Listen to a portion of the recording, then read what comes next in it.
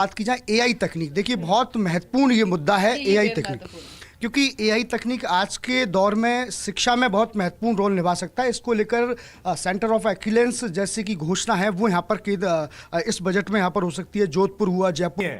आज सुबह ही खबर आई है कि सिलेंडर पे दाम और बढ़े।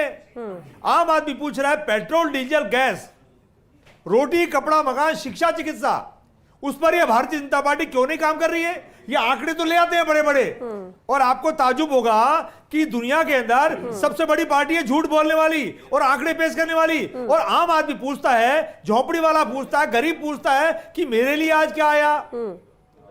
आम आदमी की भाषा में ये होता है कोई चीज सस्ती हो जाए, मेरा बच्चा बच्ची अच्छे से पढ़ ले, मेरा घर का चूल्हा आसानी से चल जाए, मेरी गाड़ी, स्कूटर, मोटरसाइकिल जो भी है आसानी से चल जाए, मैं मेरा जीवन आसानी से व्यक्त कर लूं, ऐसा हर बजट से उम्मीद करता है। लेकिन ये भारतीय जनता पार्टी है, गोल मटोल करके किस तरीके का पेच बट करे, आम आदमी इससे परेशान होता है। सुनिए, लेकिन राजकुमार जी, आपने कहा हर बजट से आम आदमी ये उम्मीद करता है, तो जब यूपीए की सरकार की तब भी तो ये उम्मीद करता था, उम्मीद कभी पूरी हो पाई? अच्छा, आप लोगों ने भी बहुत कोशिश की कि हम जनता को दे सके, राहत दे सके, यही बीजेपी भी कह रहे हैं कि हम भी यही कर रहे हैं। स्थितियां बदल गई हैं, जैसे जैसे साल दर साल हम आगे बढ़ते जा रहे हैं, बहुत सारी चीजें बदल रही हैं। आपको लगता है कुछ तो बेहतर होगा? आपने पिछले बजट की बात की, टैक्स में राहत पिछली बार मिली तो थी, क्या आपको लगता नहीं कि वो उस लिहाज से ठीक था? श्वेता जी, टैक्स में राहत दी थी, लेकिन मैं कहता हूं हिंदुस्तान के कितने लोग टैक्स पे करते हैं? मैं बात कर रहा हूं अंतिम छोर में जो बैठा गरीब है। ये भारतीय जनता पार्टी उसकी चिंता करे जो अंतिम छोर में बैठा गरीब है, जिसको गणेश मान के सेवा करने की बात कहते हैं। मैं कह रहा हूं भारतीय जनता पार्टी की कथनी और करनी में और रात और दिन का अंदर है। ये भाषणों से देश नहीं चलेगा। ठीक है नरेंद्र जी, एक जवाब बस इसमें मुझे भाग्यश्री का रुख करना है। भ्रम और झूठ की राजनीति करते इनके पास कुछ बचा नहीं है। कांग्रेसियों के पास केवल थोती दुनिया को भ्रमित करने और झूठ बोलने के अलावा इनके पास कुछ नहीं। आप देखो, इनके एक परिवार ने गरीबी मिटाओ के नाम पे लगातार शासन, पेट्रोल पे क्या किया? प्लीज देखो, आप ऐसे अगर टाइम वेस्ट करोगे इसका फर्स्ट इंडिया का और मेरा तो सही नहीं होगा। प्लीज शांत रहिए। देखो, इन्होंने गरीबी के नाम पे एक परिवार ने दशकों तक शासन किया, शोषण किया, अपने पेट को भरा। आप देखेंगे कोयला से लेके कितने भ्रष्टाचार के घोटाले कांग्रेस ने किए, इनको शर्म नहीं आती कहते हुए कि बीजेपी झूठ बोलती है। आप देखो, गरीबी के नाम पे इन्होंने देश को खाया। हमने 25 करोड़ गरीबों को गरीबी रेखा से बाहर निकाला है। आप देखिए, हमने मैन्युफैक्चरिंग इंडिया की बात की है, हमने विनिर्माण की बात की है, हमने आत्मसम्मान की बात की है, हमने लोगों को रोजगार दिया है, हमने पूरी दुनिया में भारत का परचम लहराया है। आप देखें, इनके टाइम पे चीन ने आके हमारे देश में घुस के जमीन को दबा लिया, हमने चीन को छाती ठोक के जवाब दिया है। पाकिस्तान के इनके समय पर पाकिस्तानी हमारे सैनिकों का सर काट के ले जाते। मोदी जी की छाती है कि हमने पाकिस्तान में घुस के मारा है, आतंकवादी ठिकानों को ठोका है, उनके देश में जाके ठोका है। अरे देखिए, आप ट्रंप के सामने इनके मनमोहन सिंह जी हो चाहे कोई भी हो, एक बात सुन लीजिए, कांग्रेस के नेता हाथ जोड़े खड़े रहते थे, वो मोदी जी की छाती है जिन्होंने प्रतिबंधों के बाद आप बोल सकते हैं पीएम मोदी को लेकर और चीजें ठीक हुई हैं, कोई नकार नहीं रहा है। ये एक दूसरा पहलू है, हमें हर पहलू पे बात करनी है। सिर्फ एक चीज को देख के कि हम बहुत आगे बढ़ते जा रहे हैं और हमने कैसे तीर मारा या हम कैसे मकाम पर पहुंचे, सिर्फ हम इसी को बोल के संतुष्ट नहीं हो सकते। जहां चीजें कमी है, जहां नहीं हुआ है, बात हमें उस पर भी करनी होगी। और जरूरी नहीं कि हम सिर्फ जहां तारीफ की बातें वहां है, लेकिन जहां सवाल खड़े हो रहे हैं, सवाल भी तो होंगे। भाग्यश्री जी, एक मिनट जोड़ देता हूं, मैं वापस आपका रुख करूंगी। नहीं भाग्यश्री, देखिए श्वेता जी, आरोप प्रत्यारोप से परे हम महिलाएं आधी आबादी ये देखती हैं कि उम्मीदें सिर्फ कागजों में ना हो, बदलाव धरातल पर। बजट सिर्फ आंकड़ों में ना हो, परिवर्तन में हो। और मुझे लगता है कि बजट ऐसा हो कि एक सशक्त महिला ही नहीं, गांव में हाशिए पे अंतिम सीढ़ी पर बैठी हर महिला को वो परिवर्तन दिखे और उसे महसूस हो कि मेरे लिए क्या है, उसको वो समझ में आए और उसे ये भी समझ में आए कि हाँ मेरे लिए है। और हर महिला, हर बेटी के सपनों को वो उड़ान मिले। हम महिलाओं को सिर्फ योजनाएं नहीं चाहिए, संसाधन नहीं चाहिए, हम महिलाओं को एक सशक्त प्लेटफॉर्म चाहिए, चाहे वो शिक्षा का हो, सुरक्षा का हो, स्वास्थ्य का हो, आर्थिक हो। माना कि सरकारें हर साल बहुत कुछ देती हैं, बहुत सारी योजनाएं, बहुत सारी स्कीम्स, बहुत सा बजट, बहुत सा एलोकेशंस, लेकिन मुझे लगता है कि वो इंप्लीमेंट हो, वो यहाँ पे बहुत मायने रखता है। आज भी आप अगर देखेंगे आर्थिक स्तर पे बहुत सारे अवसर के जो साधन है वो सीमित है, मार्केट ओरिएंटेड स्किल्स की जरूरत है। आप शिक्षा के स्तर पे देखेंगे, गांव में आप जाइए, जो कल ही बात हो रही थी कि जर्जर इमारतें हैं, वो जो बच्चे हैं, वो जो देश का भविष्य है, वो लो मध्यम रोशनी में जल रहे हैं। गुणवत्ता पूर्वक शिक्षा की हम हम लोग बात करते हैं, शिक्षा के अधिकार की बात करते हैं, लेकिन उस दूसरी तरफ हम ड्रॉप आउट्स बच्चे भी देखते हैं। स्वास्थ्य की हम लोग बात करते हैं तो आप इंफ्रास्ट्रक्चर देखिए ग्रामीण क्षेत्र में। मैं मानती हूँ बहुत सारे बदलाव हुए हैं, बहुत सारे चेंजेस हो रहे हैं, लेकिन वो चेंजेस रियल तो हो। अगर इतनी धीमी गति से होंगे तो कैसे होगा? हम महिलाएं महंगाई को आंकड़ों में नहीं देखती हैं साहब, हम महिलाएं महंगाई को रसोई में देखती हैं, बच्चों की उस प्लेट में देखती हैं जहां पे उसका दूध कम हो रहा है, उस सिलेंडर गैस में देखती हैं, उस फीस में देखती हैं, उस हरी सब्जी में देखती हैं। हम महिलाओं को वही समझ में आता है। तो मुझे लगता है बजट वो हो जो परिवर्तन दिखे, जहां पे ग्राउंड रियलिटी पे वो चेंजेस दिखे, तब हमें लगता है कि हाँ बजट हमारे लिए भी था, हम आधी आबादी के लिए भी था। ठीक है, बिल्कुल ठीक कहा भाग्यश्री जी आपने, क्योंकि होता यही है, योजनाएं आती हैं, अनाउंसमेंट होते हैं, ऐलान कर दिए जाते हैं और हम उसमें उससे सुनकर खुश हो जाते हैं कि ऐसा किया जा रहा है, लेकिन तह तक या मॉनिटरिंग नहीं होती है कि उसका एग्जीक्यूशन हुआ कितना। और यही वजह है, यही वो सबसे बड़ी जड़ है जिसकी वजह से कागजों में ज्यादा चीजें होती है बजाय कि धरातल पर या ग्राउंड पर वो चीजें नजर आए। बहरहाल चर्चा को आप आगे भी जारी रखेंगे। पूनम का रुख करते हैं। Poonam, over to you. Shweta, वरिष्ठ सहयोगी लगातार हमारे साथ बने हुए हैं, चर्चा को आगे बढ़ाते हैं और डेप्यूटी एडिटर शिवेंद्र सिंह परमार भी हमारे साथ जुड़ चुके हैं। आपसे ओवरऑल मैं जानकारी लेना चाहूंगी क्योंकि सेक्टर तो बहुत सारे हैं, खासकर केंद्र सरकार के भी बहुत सारे ऐसे सेक्टर जिस पर विशेष फोकस रहा है, चाहे डिफेंस सेंटर की हम बात करें या फिर एआई भारत में किस तरह से आगे भविष्य में काम कर सकता है, चाहे स्टडी को, एजुकेशन को लेकर करें या फिर क्लीन सिटीज को लेकर करें, इक्विपमेंट्स में लेकर करें या फिर मैन्युफैक्चरिंग को लेकर करें, क्योंकि घरेलू उत्पाद को बढ़ावा देने, उनको मजबूत करने की कोशिश भी यहाँ पर है।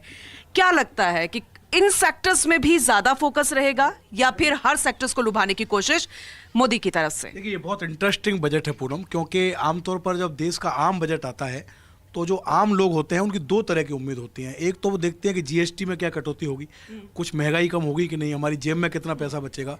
दूसरा, टैक्स का एक बहुत बड़ा इशू होता है कि टैक्स में क्या छूट मिलेगी।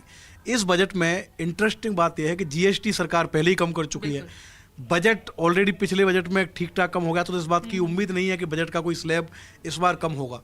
तो ये जो बजट है इसमें राहत की कोई ज़्यादा उम्मीद लोग कर नहीं रहे, क्योंकि राहत उनको बजट से पहले अच्छी खासी मिल चुकी है। इस बजट में, क्योंकि आने वाले समय में कई राज्यों में चुनाव है और कई बड़े राज्य भी हैं जिनमें चुनाव है, तो मुझे लगता है कि जो चुनावी राज्य हैं उनको ज़्यादा टच किया जाएगा। जहाँ तक राजस्थान के लिहाज से बात करें तो दो तीन चीज़ें हैं जो केंद्रीय बजट में बहुत महत्वपूर्ण रहेगी। एक तो इंफ्रास्ट्रक्चर की, क्योंकि ई बस जो स्कीम है, प्रधानमंत्री का फोकस है कि जो महानगर है जिसमें जयपुर आता है, तो उसमें क्या अनाउंसमेंट हो सकता है। नगरीय विकास विभाग जो सेंट्रल का है उसके जरिए राजस्थान को कितनी और नई बसें मिल सकती हैं, उसके लिए क्या अनाउंसमेंट हो सकता है। और राजस्थान से जुड़े हुए जो इंडस्ट्रीज है उनके लिए क्या कोई पैकेज का ऐलान हो सकता है, इस पर नज़र रहेगी। बाकी आम व्यक्ति तो ये मान के बैठा है, अगर मैं ये सोचूं मेरे लिहाज से कि कोई टैक्स में कटौती होगी, बहुत कम उम्मीद है, क्योंकि पिछले सरकार में काफ़ी नीचे आ गया था। और जीएसटी, जिसको कि जीएसटी उत्सव के तौर पर मोदी सरकार ने मनाया, एक पूरा माहौल बना देश में कि जैसे बहुत बड़ा रिलीफ दिया हुआ भी फायदा, लोगों के पैसे बचे भी।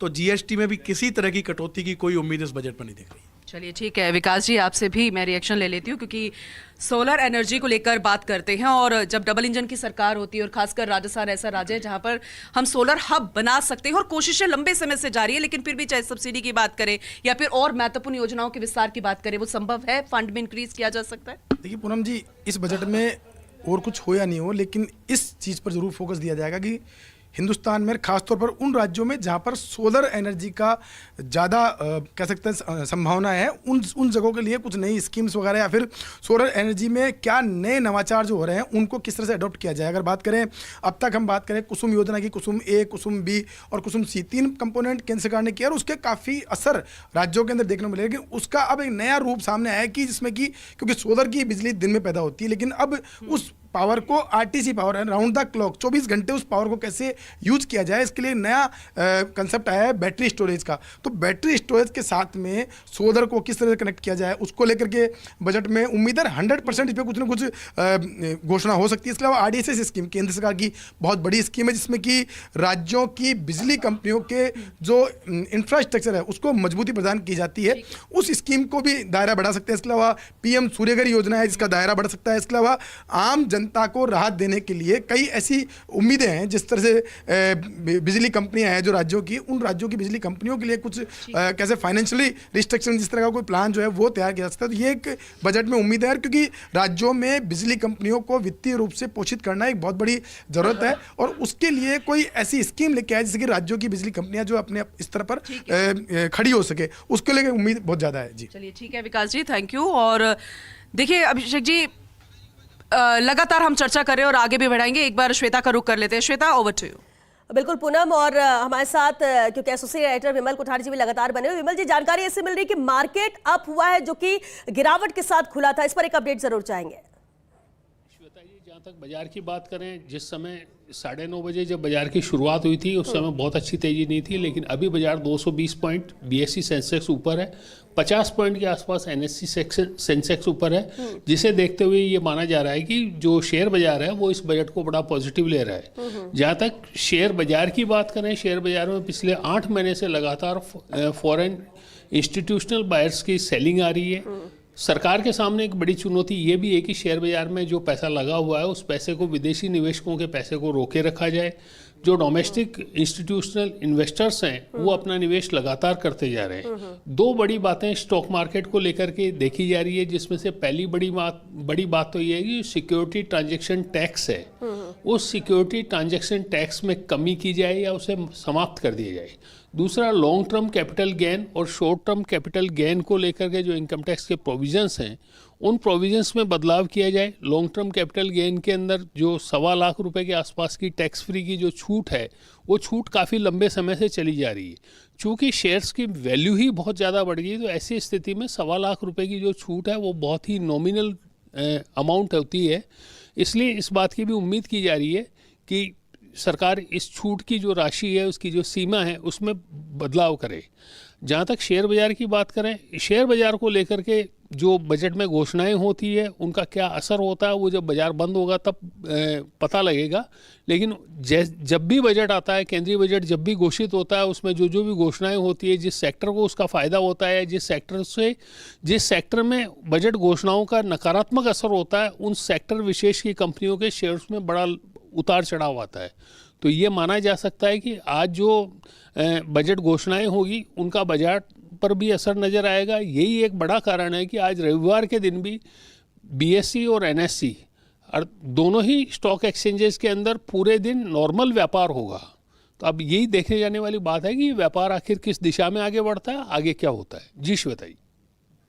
बिल्कुल विमल जी, जिस तरह से आप जानकारी दे रहे थे, उथल पुथल तो हो रही है, लेकिन इसका भविष्य में आगे किस तरीके से फायदा होगा या फिर नुकसान होगा, अभी तो बजट पेश होना है, तो नजर इस पर भी टिकी हुई है। शायद तब भी बदलाव होगा, तब भी सबसे पहले आपसे अब जानकारी लेंगे। विमल जी बहुत शुक्रिया, लेकिन अब रुक करते हैं अभिषेक जी का।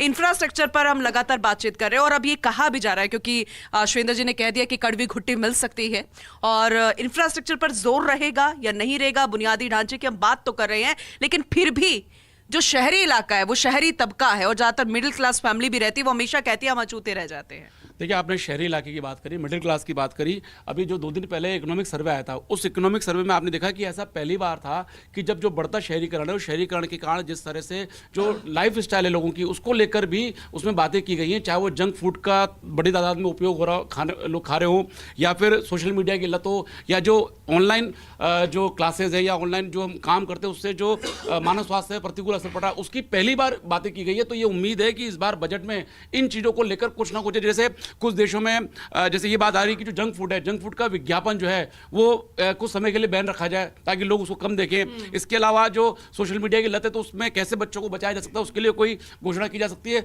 और रही बात शहरी इंफ्रास्ट्रक्चर की, तो शहरी इंफ्रास्ट्रक्चर को इस बार भी रफ्तार मिलने की उम्मीद है। चाहे हम स्मार्ट सिटी की बात करें और बड़े शहरों के साथ साथ जो टियर 2 और टियर 3 शहर हैं, उनके लिए भी घोषणाएं की जा सकती है कि उनमें कैसे इंफ्रास्ट्रक्चर मजबूत हो। और सबसे बड़ी बात है कि जो शहरी जीवन है, शहरों को जो सेवाएं जो निकाय देते हैं, तो उन निकायों की कैपेसिटी बिल्डिंग कैसे हो, वहाँ पे स्टाफ किस तरह से हो, वहाँ पे स्किल उनकी कैसे बढ़े, ताकि वो लोगों को शहरी निकाय से जुड़ी जो सेवाएं हैं उनको प्रॉपर तरीके से देख सके। तो हालांकि इसके लिए प्रयास हुए हैं, लेकिन इसमें और क्या किया जा सकता है उसको लेकर भी बातचीत है। रही बात जी जी जी, चलिए ठीक है, लगातार हम आपसे चर्चा करते रहेंगे। देवयानी भी हमारे साथ जुड़ चुकी है, हमारी सहयोगी देवयानी। क्योंकि जब हम बात करते हैं बजट की, तो हर सेक्टर जिस पर हम चर्चा कर रहे हैं, लेकिन महिलाएं, क्योंकि कहते हैं कि महिलाएं घर भी संभालती है, बहुत सारी कामकाजी महिला जो घर से बाहर भी जाती है, लेकिन फिर भी उनकी कोशिश यही रहती है कि कैसे ना कैसे घर के बजट को भी संभाले और अपनी जरूरतें भी पूरी कर ले, फैमिली के भी कर ले। तो महिलाओं के अगर मद्देनजर देखें उनके परिवेश में, तो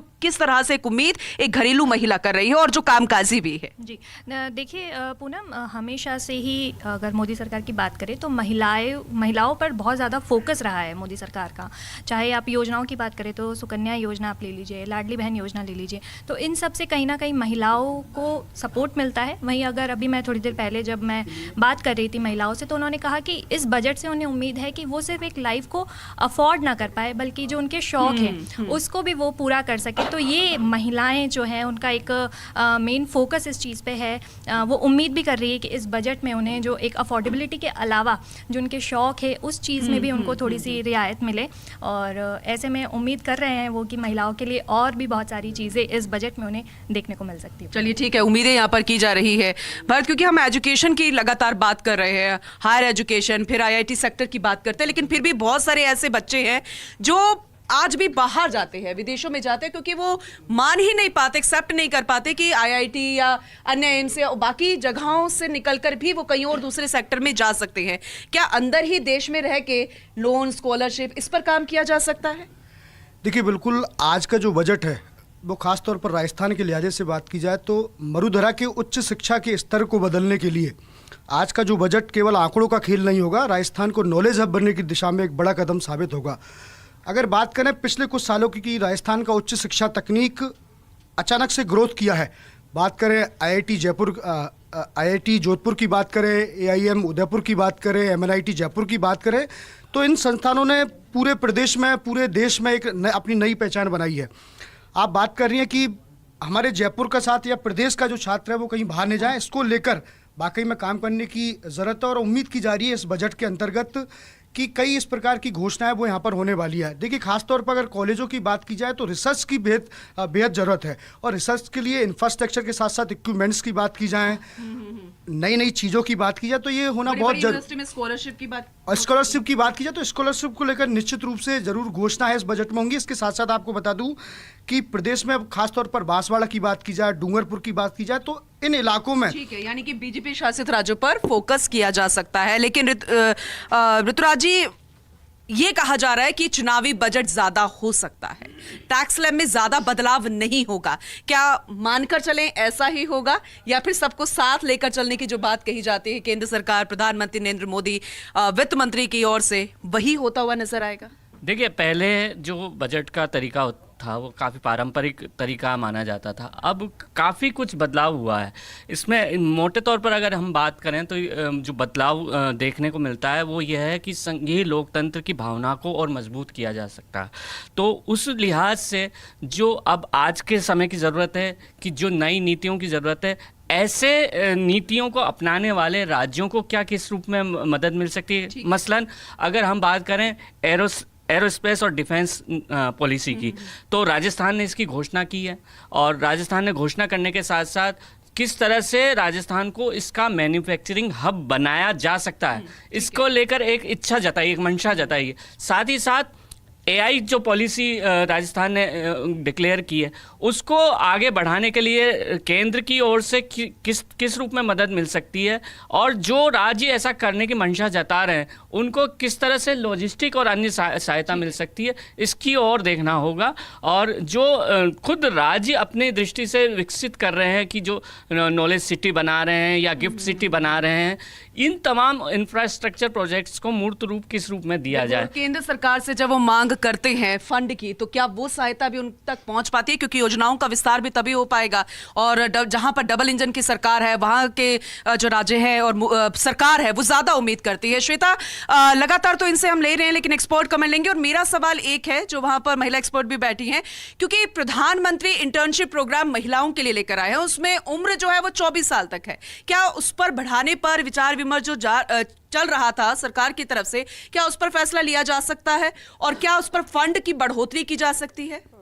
ठीक है, इसका जवाब भाग्यश्री जी से लेते हैं। भाग्यश्री जी, देखिए, एक्सपेक्टेशंस बहुत सारी हैं और गवर्नमेंट ने जो स्कीम चलाई थी महिलाओं को आत्मनिर्भर बनाने के लिए और आर्थिक क्षेत्र में उनकी भागीदारी बढ़ाने के लिए, तो ये बहुत ही बेहतरीन स्कीम है और इस बार हम लोग एक्सपेक्ट कर रहे हैं कि ऐसा बिल्कुल होना चाहिए ताकि जो महिलाएं हैं उनको और बेहतरीन अवसर मिल सके और ज़्यादा वो आर्थिक क्षेत्र में सशक्त हो पाए। बिल्कुल। सीनियर रिपोर्टर डिम्पल शर्मा भी हमारे साथ जुड़ चुके हैं। डिम्पल, शिक्षा को लेकर अलग अलग सेक्टर की हम बात कर रहे हैं, शिक्षा को लेकर भी उम्मीद बहुत ज्यादा है। शिक्षा को लेकर कहते तो है कि निवेश है, लेकिन इसके बावजूद उसमें टैक्स हो और ये उम्मीद की जा रही है कि इसमें कुछ टैक्स कम हो, क्योंकि अगर इतना ज्यादा टैक्स रहेगा तो सिर्फ अमीर बच्चे ही पढ़ पाएंगे। आम बच्चों के लिए शिक्षा के लिहाज से आपको क्या लगता है कि क्या उम्मीद की जा रही है केंद्र के इस आम बजट से? श्वेता, कह सकते हैं कि विकसित भारत के संकल्प के साथ ही हमेशा बजट पेश होता है, लेकिन अगर जहां शिक्षा की बात आती है मूलभूत ढांचे में, क्योंकि शिक्षा, बिजली, पानी जिन्हें मुख्य तौर से देखा जाता है और चौतरफा विकास चाहिए, तो शिक्षा को मजबूत करने के लिए हमेशा से सरकारें काम करती आई हैं। और अगर 5 सालों की बात करें, 6 सालों की बात करें, तो शिक्षा का जो बजट है वो लगातार बढ़ा ही है। 93,000 करोड़ से लेकर अब 1.5 लाख करोड़ तक पहुंच चुका है। और ऐसे में इतना बजट जो मिल रहा है शिक्षा को लेकर, कि अब पिछले 2 सालों की अगर बात करें अगर, तो पीएम श्री, चलिए डिम्पल, वापस आपका रुख करेंगे क्योंकि कुछ टेक्निकल इशू नजर आ रहा है, लेकिन हमारे साथ मेहमान भी लगातार बने हुए हैं और संसद की भी तस्वीरें लगातार हम आप तक पहुंचा रहे हैं, जहां प्रधानमंत्री नरेंद्र मोदी भी पहुंच चुके हैं, सभी संसद है, कैबिनेट की यहां पर मीटिंग भी हुई है और अब कह सकते हैं कि बहुत ही कम वक्त, यानी 20 मिनट से भी कम का वक्त है जब बजट पेश होगा आज, जिसका इंतजार आप सभी कर रहे हैं। बहरहाल क्योंकि वक्त भी खत्म हो रहा है, लेकिन हमारे साथ मेहमान बने हुए हैं, एक बार जरूर रिएक्शन लेंगे। बने चंद जी, अब देखिए चर्चा तो हमने अलग अलग मुद्दों को लेकर, लेकिन फाइनल कमेंट जरूर आपसे चाहेंगे इस बजट को लेकर। इस बजट में हमें जो सबसे ज्यादा डिस्टर्ब करता हमारे व्यापार को सट्टा बाजार है। हाँ। आप देखिए सट्टा बाजार में हमारे कॉपर में 80 रुपए, 70 रुपए, 100 रुपए पर डे की मद्दी और तेजी आती है। इससे व्यापारियों को बहुत नुकसान होता है। अब आम आदमी कहेगा सोना चांदी में और लाख लाख रुपए कम ज्यादा होता, तो सोना चांदी कॉपर के आगे कहीं नहीं लगता। कॉपर की खपत दिल्ली के अंदर पर डे 1000 टन की है। राजस्थान में 300 से 500 टन पर डे बिकता है कॉपर। यदि एकदम इतने भाव कम ज्यादा होते हैं तो इसका डिस्टर्बेंस व्यापार पे पड़ता है, व्यापार में मद्दी आती है, खरीदने वाला खरीदना नहीं चाहता है, बेचने वाला बेचना नहीं चाहता है। कोई तेजड़िए होते हैं वो सोचेंगे तेजी आएगी, कोई कहते हैं और मद्दी आएगी, इससे व्यापार डिस्टर्ब होता है और व्यापारियों को नुकसान भी बहुत होता है। और दूसरी बात ये थी, जो ग्रामीण सेक्टर में कृषि सम्मान निधि देते हैं या कृषकों का ऋण माफ करते हैं, उसके वो तो अच्छी बात है, परंतु करना ये चाहिए कि ग्रामीण क्षेत्रों का विकास हो, ताकि ग्रामीण जो नई जनरेशन आ रही है वो कृषि में रुचि ले। कृषि में आजकल नई जनरेशन रुचि लेती नहीं है, शहरों की तरफ उनका पलायन होता है, धंधा दूसरा करना चाहता है, खेती कोई करना नहीं चाहता है। तो ग्रामीण क्षेत्रों में यदि शिक्षा, चिकित्सा, सड़क, पेयजल, ये सब सुविधाएं मिलने लग जाए तो कम से कम वहां से पलायन होना रुक जाए और वहां का आय का स्रोत भी बढ़ जाए, ताकि किसानों को फिर केंद्र सरकार को यह जरूरत भी नहीं पड़ेगी कि किसानों का ऋण माफ किया जाए, किसान आत्महत्या कर रहे हैं, ये सब किससे खत्म हो जाएंगे। एक छोटी सी बात हमने और भी रखी थी अभी वित्त मंत्री जी को, मैंने कहा कि आज से 25 साल पहले VDIS स्कीम लागू हुई थी, तब कांग्रेस सरकार थी। उसके बाद में VDIS स्कीम अभी तक लागू नहीं हुई है। यदि काला धन जो पड़ा है, जो किसी काम नहीं आ रहा है, वो अपने विकास की मुख्य धारा से यदि यह सरकार जोड़ना चाहती है तो VDIS स्कीम लागू करनी चाहिए। इससे 30% के हिसाब से आपके पास इनकम टैक्स भी खूब आ जाएगा और जो धन किसी काम नहीं आता, डेड मनी पड़ी है, वो अपने विकास की मुख्य धारा से जुड़ जाएगी। बिल्कुल बिल्कुल ठीक है, ये अच्छी एडवाइस है आपकी, जिस तरह से सुझाव आपने दिया। लेकिन डिम्पल, एक बार फिर आपका रुख करना चाहेंगे, उस वक्त कुछ टेक्निकल इशू था, आप अपनी बात पूरी कीजिए। देखिए बिल्कुल श्वेता, जिस तरीके से एजुकेशन को लेकर बात कही जाती है और मैंने पहले भी जिस तरीके से बात की कि विकसित भारत के संकल्प के साथ हमेशा बजट पेश होता है और जहां चौतरफा विकास की बात की जाती है तो उसमें शिक्षा मुख्य तौर से देखा जाता है। और पिछले अगर 5-6 सालों की बात करें तो शिक्षा के लिए ये सहायक ही साबित हुआ है, क्योंकि पिछले 5-6 सालों में 93,000 करोड़ से लेकर अब 1.5 लाख करोड़ तक पहुंच चुका है बजट शिक्षा को लेकर। लेकिन अगर एजुकेशन लोन की बात है, जहां आम बच्चों की शिक्षा को लेकर बात है, तो पिछले 1 साल में पीएमश्री स्कूलों की और बेहतरी पर काम करा है, चाहे आधुनिक लैब को लेकर हो या उनके स्कूलों की जो स्थिति है वो और ज्यादा बेहतर हो सके। जैसे कि आपने पहले भी कहा था कि जो बच्चे हैं वो पलायन ना करें, चाहे हायर स्टडीज के लिए भी, और राजस्थान के लिए भी खास इस बार इसलिए हो सकता है क्योंकि इस नए साल में जैसे 2026 शुरू हुआ है तो राजस्थान में शिक्षा के लिहाज से बेहतर वैसे भी साबित होगा, क्योंकि शिक्षा का नया क्लेवर देखने को मिलेगा आने वाले इस पूरे साल में। तो ऐसे में केंद्र सरकार से जो बजट आएगा राजस्थान के लिए वो वाकई और ज्यादा बच्चों की शिक्षा किस तरीके से बेहतर शिक्षा और बेहतर गुणवत्तापूर्ण शिक्षा पर फोकस इस बार रहेगा, क्योंकि पिछली बार भी पीएम श्री स्कूल और स्किल डेवलपमेंट का जो मुद्दा है, क्योंकि अभी जो हमारे वरिष्ठ सहयोगी है भारत, वो भी बता रहे थे कि जो स्किल डेवलपमेंट है उसको लेकर हमेशा से केंद्र सरकार का फोकस रहा है। और जो आत्मनिर्भर भारत है, क्योंकि देखिए हर जगह भी जाते हैं हम, ग्रामीण क्षेत्रों में भी अगर स्किल डेवलपमेंट पर काम करेगा तो युवा कहीं ना कहीं पलायन करेगा नहीं विदेशों की ओर भी। और अब तो राजस्थान में भी जो गाइडेंस है वो मिलने लगी है। मुख्यमंत्री भजनलाल शर्मा भी कई बार इस बात का जिक्र कर चुके हैं कि बच्चों को बेहतर गाइडेंस मिले, ताकि जो उनके पास उलझन होती है कि कौन सा विषय चूज करना है, कौन सी स्ट्रीम को जाना है, कौन से क्षेत्र को चूज करना है, तो उसको लेकर उनमें कहीं ना कहीं उलझन होती है। अभिभावकों को भी उस दौर से गुजरना पड़ता है, लेकिन जब वो गाइडेंस उनके पास बेहतर होगी तो मेरे ख्याल से शायद उनका वो पलायन भी रुकेगा और उनको गाइडेंस भी मिलेगी कि आखिर उन चुनौतियों का सामना कर सके। और इस बार जो बजट है केंद्र सरकार का, वो मुख्य रूप से पीएम श्री स्कूलें और स्किल डेवलपमेंट पर ही मुख्य रूप से देखा जा रहा है। और इस बार भी क्योंकि शिक्षा में हमेशा से ही अच्छा बजट मिला है, ऐसा लग रहा है कि इसे ये फोकस रहेगा और हो सकता है इसे लेकर भी बजट में इसे शामिल किया जाए। और चलिए एकता जी क्या कुछ कह रहे, एकता अग्रवाल, उन्हें सुन लेते हैं क्योंकि रिएक्शन लगातार आ रहे हैं उम्मीदों को लेकर। इस प्रकार से हमारे बजट को 2014 के बाद में एक सिर्फ आय व्यय का लेखा जोखा नहीं रख करके एक देश के जो आधारभूत जो स्ट्रक्चर होता है उसको मजबूत करने की नींव जो रखी गई है, उसी दिशा में अब और एक कदम बढ़ने वाला है। और महिलाओं को लेके, क्योंकि देखिए महिलाएं जो है वो बजट से बहुत ज्यादा प्रभावित होती हैं, उनको अपनी गृहस्थी भी चलानी होती है, डेली का जो उनका काम होता है उससे जुड़ा हुआ होता है। तो महिलाओं के लिए पहले भी बहुत सारी रिबेट्स दी गई हैं और हमें पूरी उम्मीद है कि जिस प्रकार से हमारी मोदी सरकार महिलाओं के हर क्षेत्र में काम कर रही है, चाहे आप राजनीतिक सशक्तिकरण हो वहां से लेकर कि या घर व्यापार हो या स्टार्टअप हो, सब में वो काम कर रही है। तो मुझे लगता है कि ऐसा एक बजट आएगा जो हर महिला उद्यमी से जुड़ा हुआ होगा, उनको बेनिफिट देगा। तो भाजपा प्रदेश मंत्री एकता अग्रवाल को आप सुन रहे थे। और चलिए इस बीच तस्वीरें आपको दिखाते हैं। डॉक्टर जगदीश चंद्र ने शिष्टाचार मुलाकात की है। जयपुर एयरपोर्ट पर INCI के प्रिंसिपल DG अमिताभ सिन्हा से ये मुलाकात रही। जयपुर एयरपोर्ट पर हुई ये शिष्टाचार मुलाकात। Intelligence and criminal investigation of income tax के अधिकारी भी रहे हैं मौजूद। INCI के additional commissioner Gajendra Singh, INCI के निदेशक Bhanwar Singh Ratnu, Jaipur air intelligence unit के ITO चंद्रशेखर शर्मा भी इस दौरान मौजूद रहे। मुलाकात की ये अहम राजस्थान के लिहाज से हम बात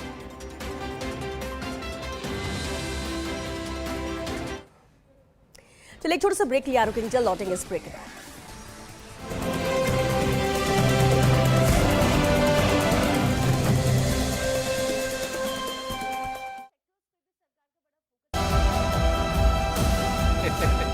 फर्स्ट इंडिया प्लस एंटरटेनमेंट के OTT प्लेटफॉर्म पर आपको मिले इस कार्यक्रम की। राजस्थान के लिहाज से हम बात करें तो जयपुर में मेट्रो की शुरुआत हुई थी। जब जयपुर में मेट्रो की शुरुआत हुई थी तब जयपुर पूरे देश में गिना चुना शहर था जहां मेट्रो की शुरुआत की गई, लेकिन पिछले कुछ सालों में मेट्रो पे काम नहीं हुआ। लेकिन अब मौजूदा भजनलाल सरकार आई, उन्होंने अपने पहले ही बजट में डबल इंजन की सरकार में उम्मीद भी हम कर सकते हैं। बहुत शुक्रिया अभिषेक जी, आगे भी आपसे चर्चा करेंगे।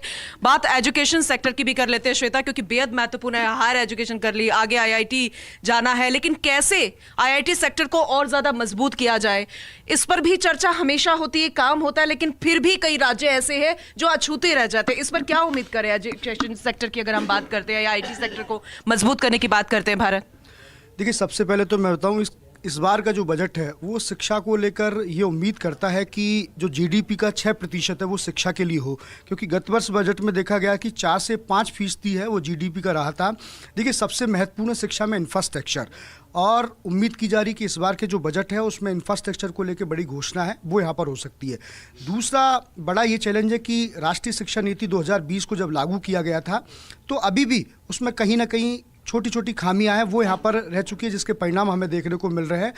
तो राष्ट्रीय शिक्षा नीति को प्रमुखता से लागू करने के लिए कई तरह की जो चीज़ें हैं वो इस बजट में देखने को मिल सकती है। इसके साथ साथ देखिए, इंफ्रास्ट्रक्चर के साथ साथ अगर बात की जाए स्किल डेवलपमेंट, तो स्किल्स को लेकर बड़ी घोषणा है इस बजट में हो सकती है।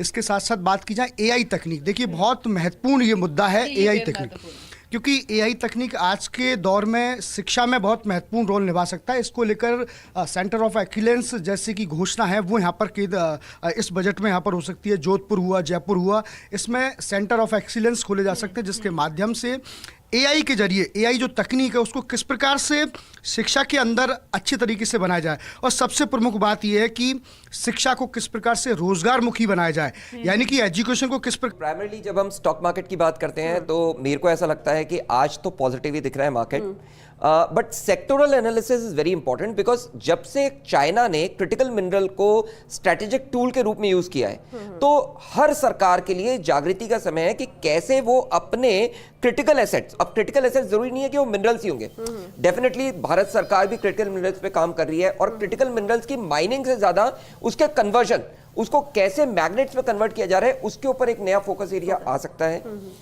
देन सेकंड सेक्टर अपना आता है आर्टिफिशियल इंटेलिजेंस।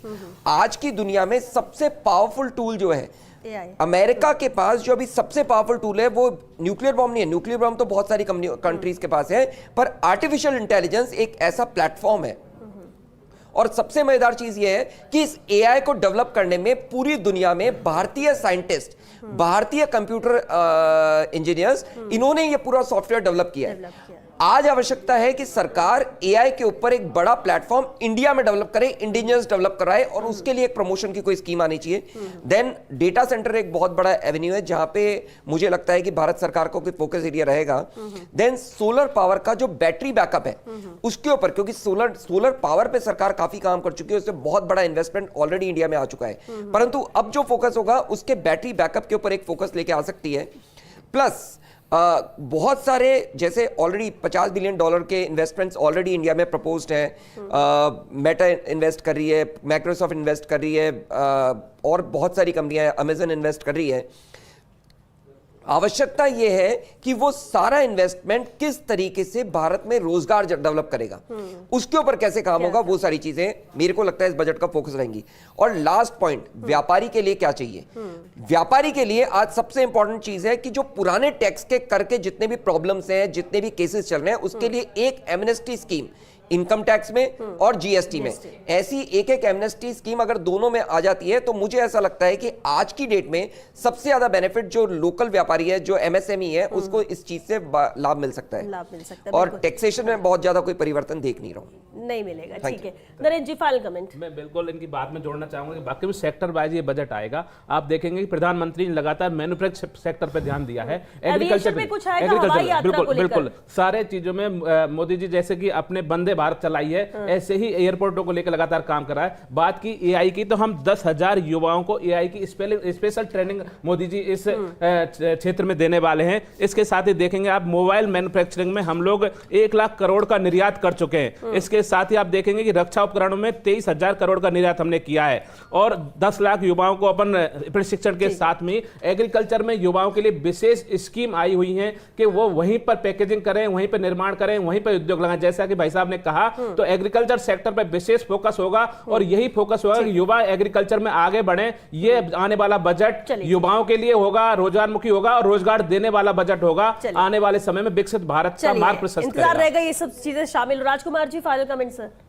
श्वेता जी, हिंदुस्तान का नागरिक चाहता है उसका घर मजबूत हो, व्यापारी चाहता है उसकी दुकान मजबूत हो, उसकी फैक्ट्री मजबूत हो, उसका कारखाना मजबूत हो, झोपड़ी वाला चाहता है उसकी झोपड़ी मजबूत हो, महिला चाहती है मेरी रसोई मजबूत हो, छात्र छात्राएं चाहते हैं हमारा स्कूल का बैग, हमारा कंप्यूटर मजबूत हो, और हर व्यक्ति चाहता है कि मैं मजबूत हूं।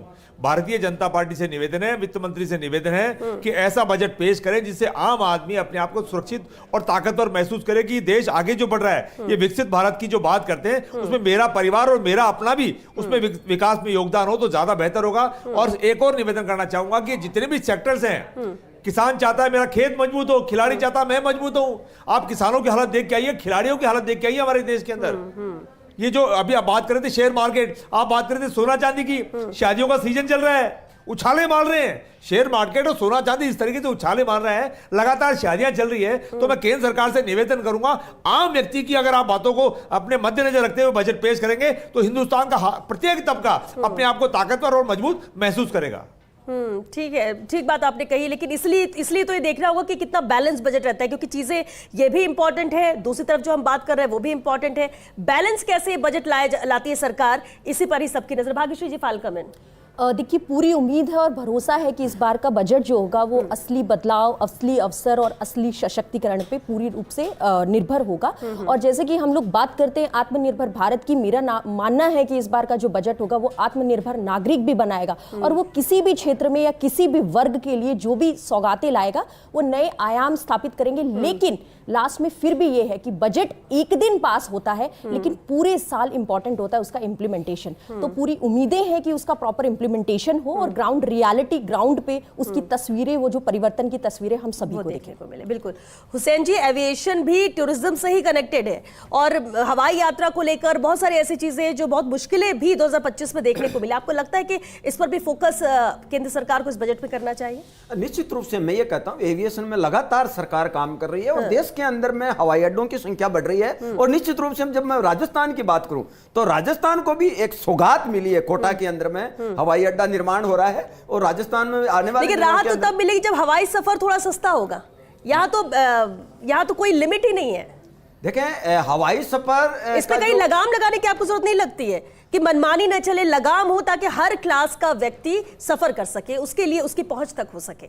देखो, बिजनेस में एक नियम होता है कि डिमांड कितनी है और सप्लाई कितनी है। अगर सप्लाई कम है और डिमांड ज्यादा है तो निश्चित रूप से उस सेक्टर में प्राइस बढ़ती है। तो ये इसलिए जो तो सप्लाई बढ़ाने की तो बात है कि इसको भी क्यों ना इस पर काम किया जाए। निश्चित रूप से सरकार ने पिछली बार भी जब प्राइस बढ़ी थी तो सरकार ने प्रयास किया था कि प्राइस में कंट्रोल हो और आने वाले दिनों में भी सरकार इसमें पर्यटन लगातार करेगी। और पर्यटन सेक्टर को बढ़ाने की जहां तक बात है, विदेशों के अंदर में देश के पर्यटन स्थलों को दिखाने के लिए लगातार ट्रेवल मार्ट का आयोजन सरकार कर रही है और हमारे देश स्तर के और हमारे राजस्थान राज्य स्तर के पर्यटन सेक्टर के जुड़े हुए लोग वहां जाते हैं और देश के पर्यटन स्थलों का वहां प्रचार करते हैं। निश्चित रूप से कोरोना के काल में विदेशी पर्यटकों की संख्या देश में कम हुई थी क्योंकि विदेशों में जो लोगों के आय के स्रोत खत्म हो गए थे कोरोना के कारण। अब धीरे धीरे विदेशी पर्यटकों की संख्या भी बढ़ रही है और निश्चित रूप से मैंने आपको बताया कि इस देश के जो पर्यटक है, इस देश के अंदर में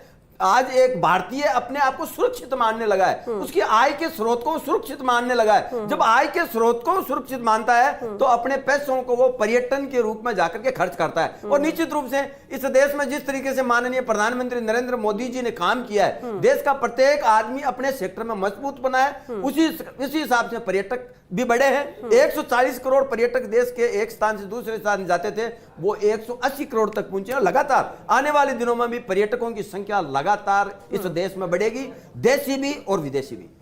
बिल्कुल, हम तो चाहते हैं कि इनकम भी लोगों की बढ़े, सेविंग भी बढ़े और उसका इस्तेमाल वो इस तरह से पहुंचे। मिनिमम मैक्सिमम दोनों निश्चित होना चाहिए। जैसे मिनिमम तो निश्चित होता है, मैक्सिमम निश्चित ही नहीं है इनका। इच्छा होती जो ही ले लेते हैं। किसी को इमरजेंसी है, किसी व्यक्ति का कोई एक्सीडेंट हो गया है या कोई बीमार पड़ गया है या कोई डेथ हो गई है, उसको जाना अर्जेंट होता है तो उस टाइम तो 3000 की रेट ले लेते, 25,000 रुपए। तो ये तो सरकार ने पाबंदी भी लगाई थी जब रेटें बढ़ रही थी तो हाँ, तो इसमें थोड़ा नहीं बढ़ाओगे तो सरकार इस पे काम करेगी और आने वाले समय में आप जो कह रहे हो बिल्कुल इस पे थोड़ा सा रेस्ट्रिक्शन होना चाहिए। मैक्सिमम रेट फिक्स होनी चाहिए, मतलब 10,000 से ज्यादा नहीं लेंगे तो नहीं लेंगे।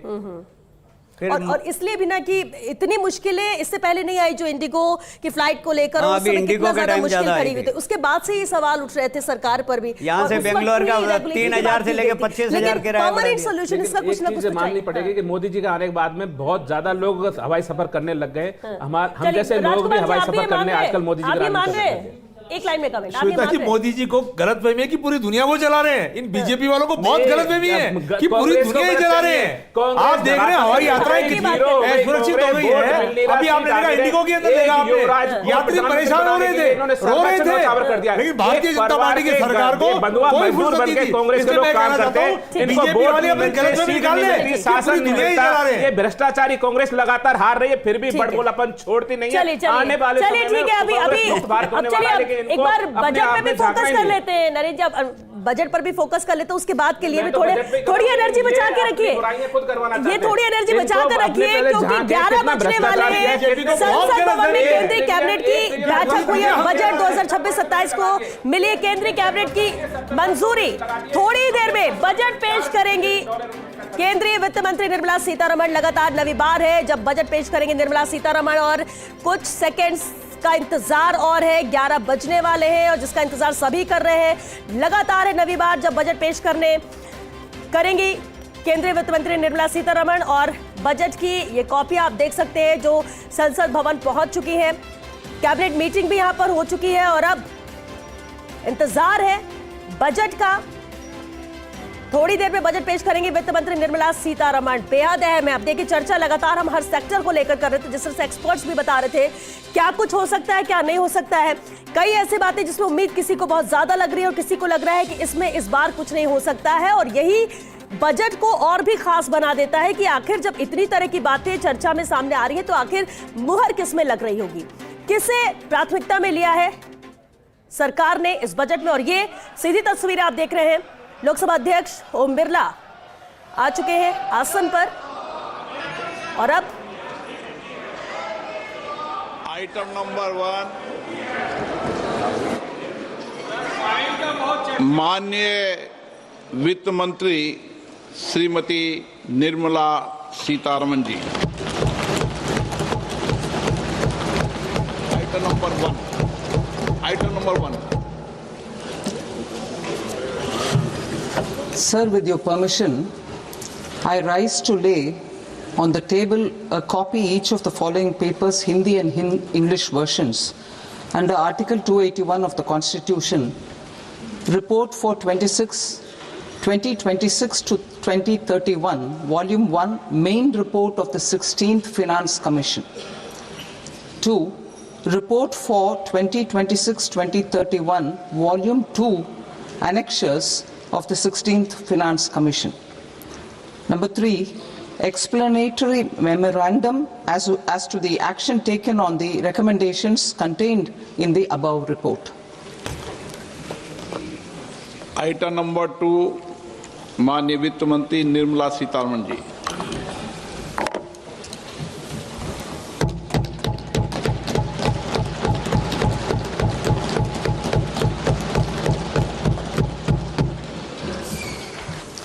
Honorable Speaker, sir, on the sacred occasion of Magh Purnima and the birth anniversary of Guru Ravidas, I present the budget for the year 2026-2027. Since we assumed office 12 years ago, India's economic trajectory has been marked by stability, fiscal discipline, sustained growth, and moderate inflation. This is the result of conscious choices we have made, even in times heightened uncertainty and disruption. Our government, led by Honorable Prime Minister Modi, has decisively and consistently chosen action over ambivalence, reform over rhetoric, and people over populism.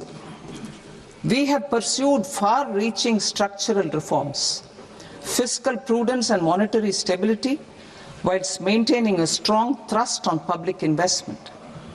Keeping Atmanirbharta as a lodestar, we have built domestic manufacturing capacity, energy security, and reduced critical import dependencies. Simultaneously, we have ensured that citizens benefit from every action of the government, undertaking reforms to support employment generation, agricultural productivity, household purchasing power, and universal services to people. These measures have delivered a high growth rate of around 7% and helped us make substantial strides in poverty reduction and improvement in the lives of our people. Today, we face an external environment in which trade and multilateralism are imperiled and access to resources and supply chains are disrupted. New technologies are transforming production systems while sharply increasing demands on water, energy, and critical minerals. India will continue to take confident steps towards Viksit Bharat, balancing ambition with inclusion. As a growing economy with expanding trade and capital needs, India must also deeply integrate India must also remain deeply integrated with global markets, exporting more and attracting stable long-term investment. As I begin Part A, I want to express my gratitude to the people for standing firmly with us as we forge our way together towards becoming one of the largest economies of the world.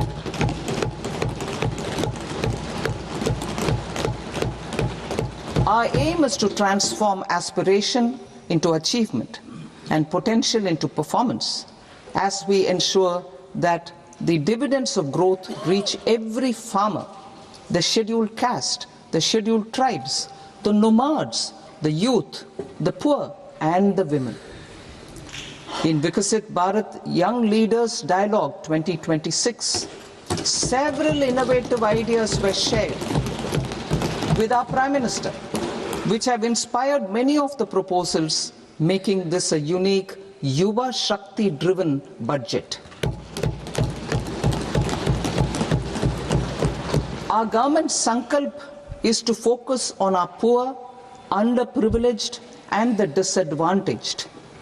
To deliver on this sankalp, and given that this is the first budget prepared in Kartavya Bhavan, we are inspired by three Kartavya. Our first Kartavya is to accelerate and sustain economic growth by enhancing productivity and competitiveness and building resilience to volatile global dynamics. Our second Kartavya is to fulfill aspirations of our people and build their capacity, making them strong partners in India's path to prosperity. Our third Kartavya, aligned with our vision of Sabka Saath, Sabka Vikas, is to ensure that every family, community, region, and sector has access to resources, amenities, and opportunities for meaningful participation. This threefold approach requires a supportive ecosystem.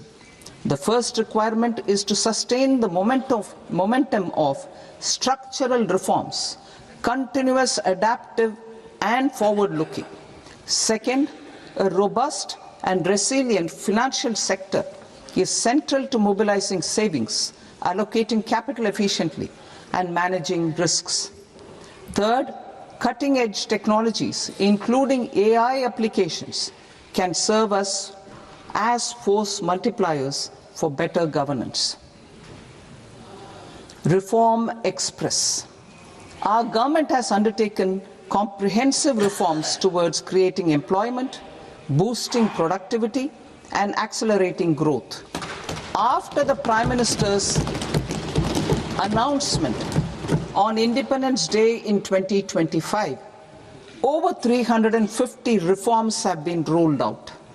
This includes GST simplification, notification of labor codes, and rationalization of mandatory quality control orders. High-level committees have been formed, and in parallel, the central government is working with the state governments on deregulation and reducing compliance requirements.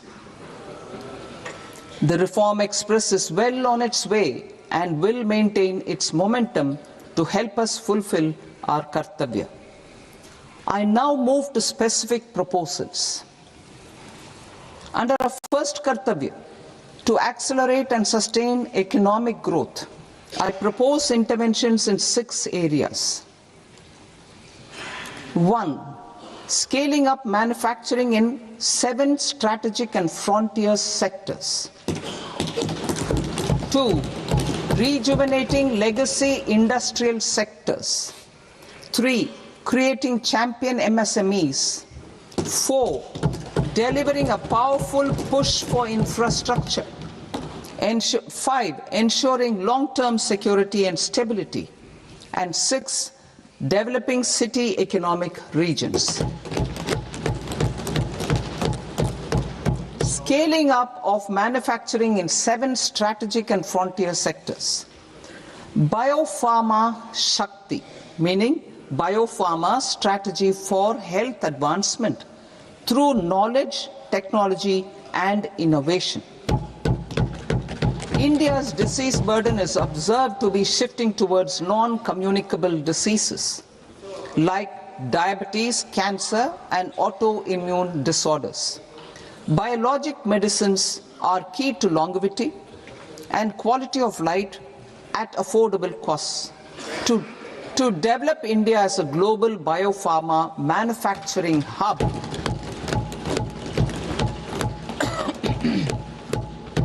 I propose the Biopharma Shakti with an outlay of 10,000 crores over the next 5 years. This will build the ecosystem for domestic production of biologics and biosimilars. The strategy will include a biopharma-focused network with 3 new national institutes of pharmaceutical education and research, popularly known as NIPERs, and upgrading 7 existing ones. It will also create a network of 1,000 accredited India clinical trials sites. We propose to strengthen the Central Drug Standard Control Organization to meet global standards and approve timeframes through and approval timeframes through a dedicated scientific review cadre and specialists. India's semiconductor mission 1.0 expanded India's semiconductor sector capabilities. Building on this, we will launch ISM 2.0 to produce equipment and materials, design full-stack Indian IP, and fortify supply chains. We will also focus on industry-led research and training centers to develop technology and skilled workforce. The Electronics Components Manufacturing Scheme, launched in April 2025, with an outlay of 22,919 crores, already has investment commitments at double the targets. We propose to increase the outlay to 40,000 crores to capitalize on this momentum.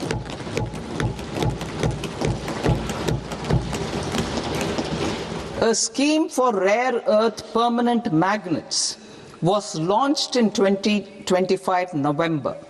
We now propose to support the mineral-rich states of Odisha, Kerala, Andhra Pradesh, and Tamil Nadu to establish dedicated rare earth corridors to promote mining, processing, research, and manufacturing.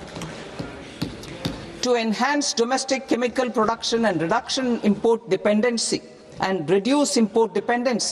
we will launch a scheme to support states in establishing 3 dedicated chemical parks through challenge route on a cluster-based plug-and-play model. Strong capital goods.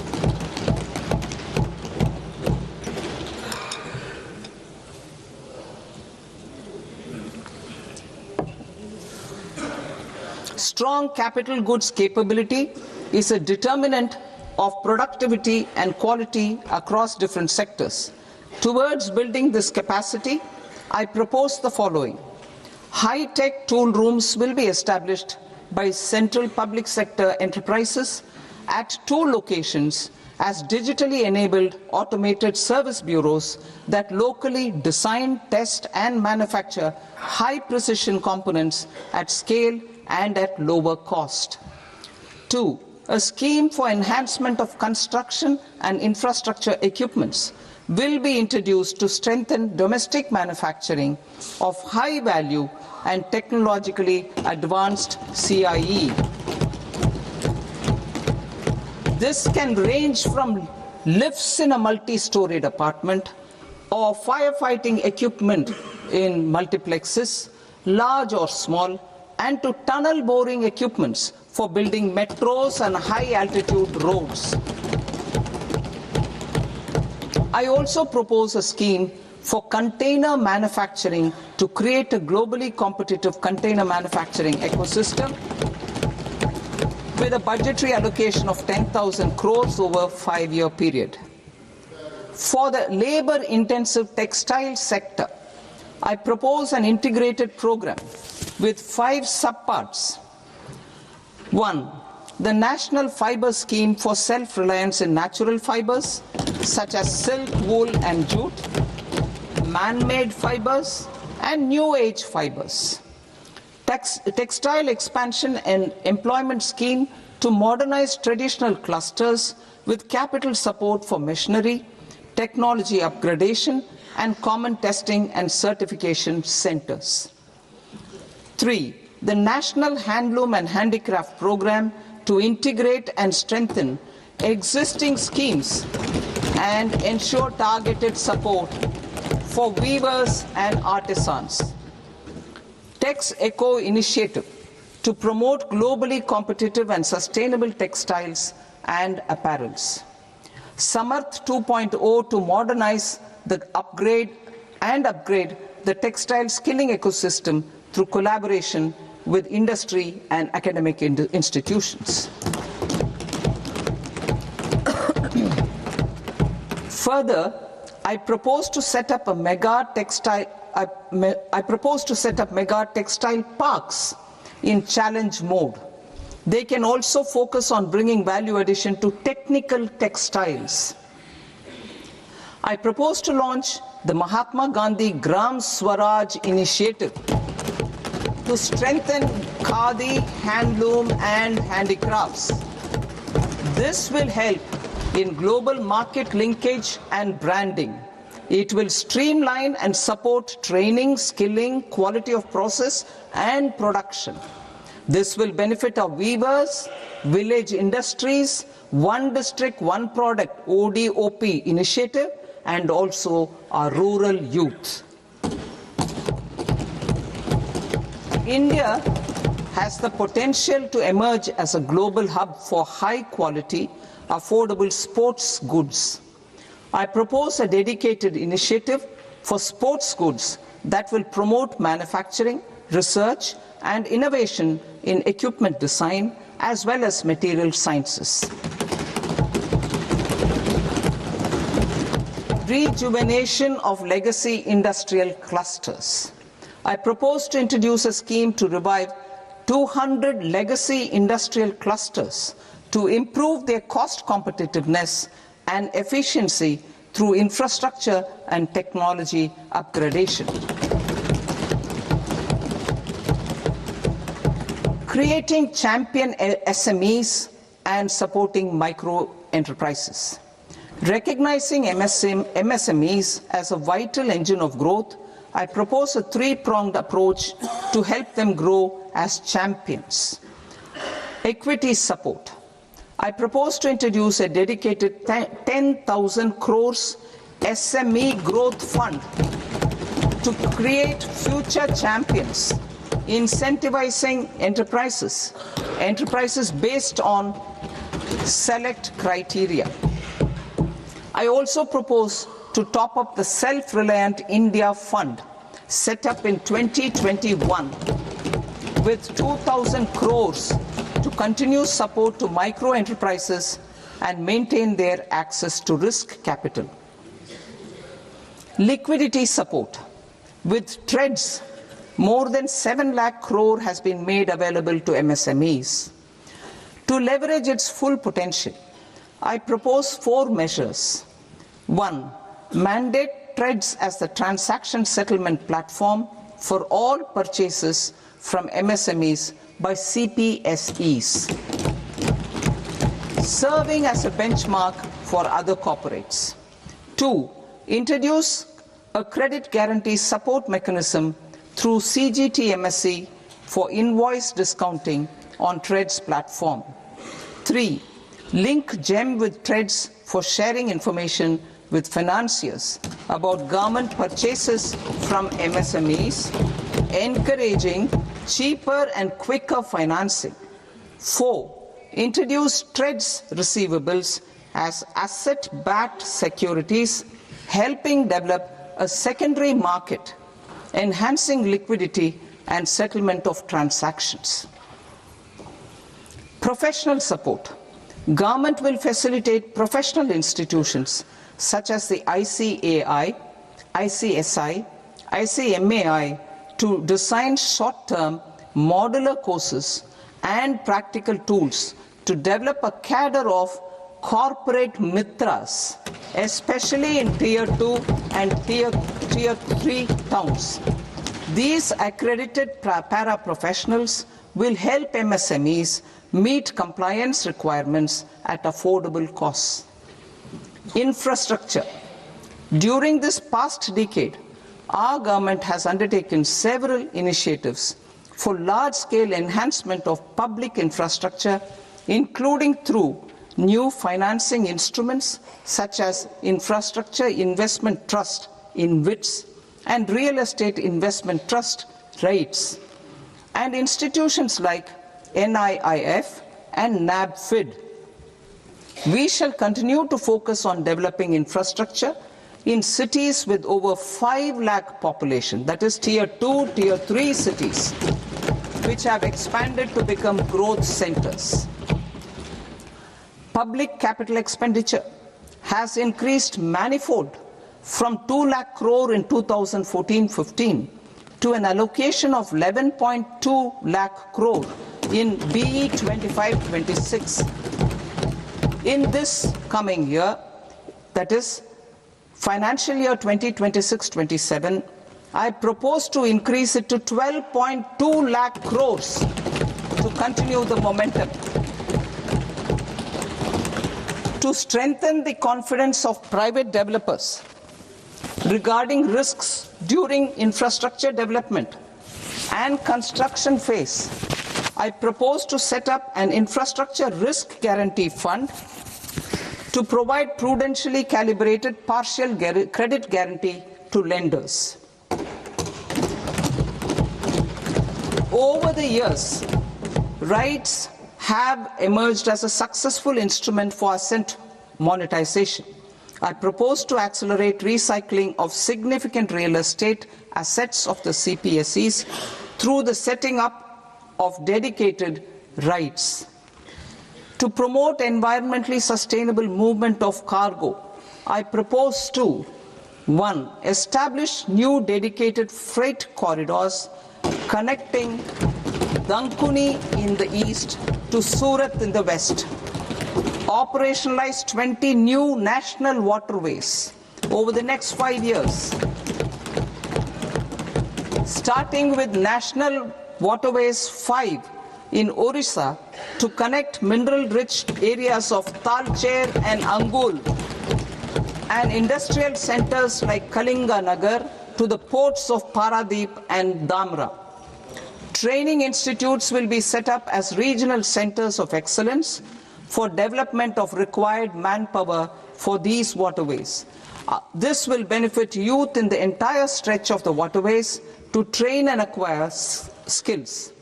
Further, a ship repair ecosystem catering to inland waterways will also be set up at Varanasi and Patna.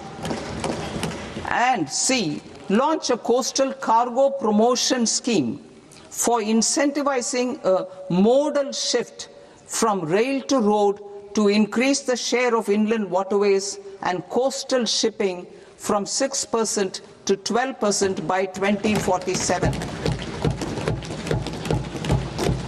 To enhance last mile and remote connectivity and promote tourism, I propose to give incentives to indigenize manufacturing of seaplanes. A seaplane VGF scheme will be also introduced to provide support for operations.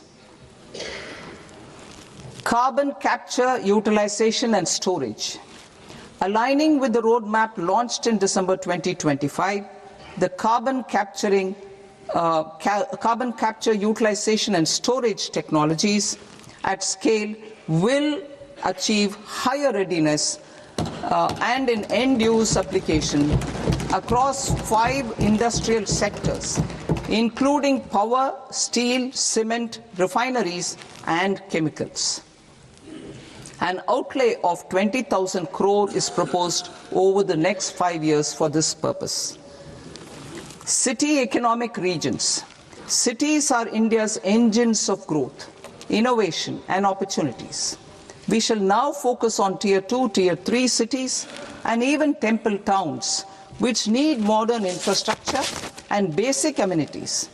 This budget aims to further amplify the potential of cities to deliver the economic power of agglomerations by mapping city economic regions based on their specific growth drivers. An allocation of 5,000 crore per CER over 5 years is proposed for implementing their plans through a challenge mode with a reform-cum-result-based financing mechanism. In order to promote environmentally sustainable passenger systems, we will develop 7 high-speed rail corridors between cities as growth connectors, namely Mumbai to Pune, Pune to Hyderabad, Hyderabad to Bengaluru, Hyderabad to Chennai, Chennai to Bengaluru, Delhi to Varanasi, Varanasi to Siliguri.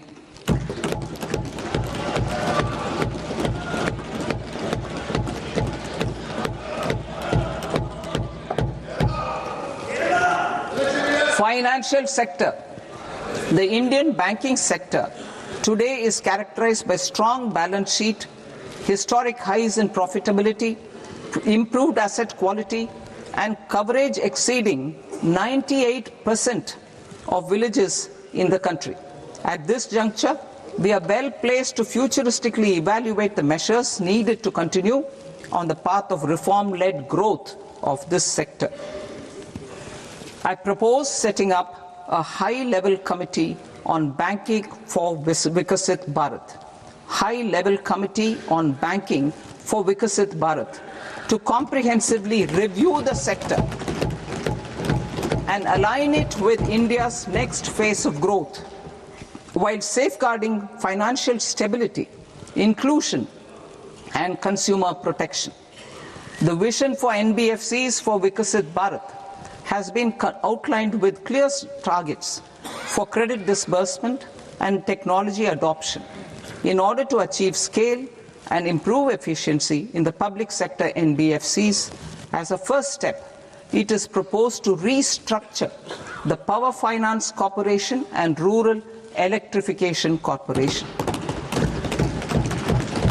I propose a comprehensive review of the foreign exchange management non-debt instruments rules to create a more contemporary, user-friendly framework for foreign investments consistent with India's evolving economic priorities.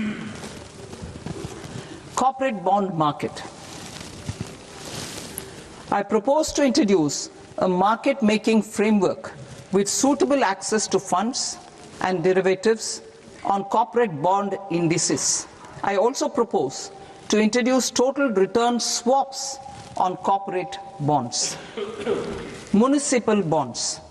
To encourage the issuance of municipal bonds of higher value by larger cities, I propose an incentive of 100 crore rupees for a single bond issuance. 100 crore rupees for a single bond issuance of more than 1,000 crore. The current scheme under Amrit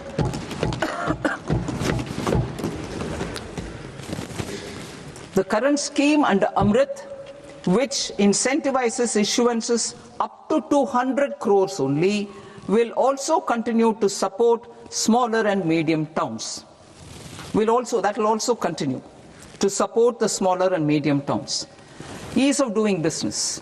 Individual persons resident outside India, PROI, will be permitted to invest in equity instruments of listed Indian companies through the Portfolio Investment Scheme. It is also proposed to increase the investment limit for an individual PROI under the scheme from 5% to 10%, with an overall investment limit for all individual PROIs to 24% from the current 10%. Emerging technologies including AI. 21st century is technology driven. Adoption of technology is for the benefit of all people. Farmers in the field, women in STEM, youth keen to upskill, and Divyangjan to access newer opportunities. The government has taken several steps to support new technologies through AI Mission, National Quantum Mission, Anusandhan National Research Fund, and Research and Development and Innovation Fund. Our second kartavya is to fulfill aspirations and build capacities. Close to 25 crore individuals have come out of multi-dimensional poverty through a decade of our government's sustained and reform-oriented efforts.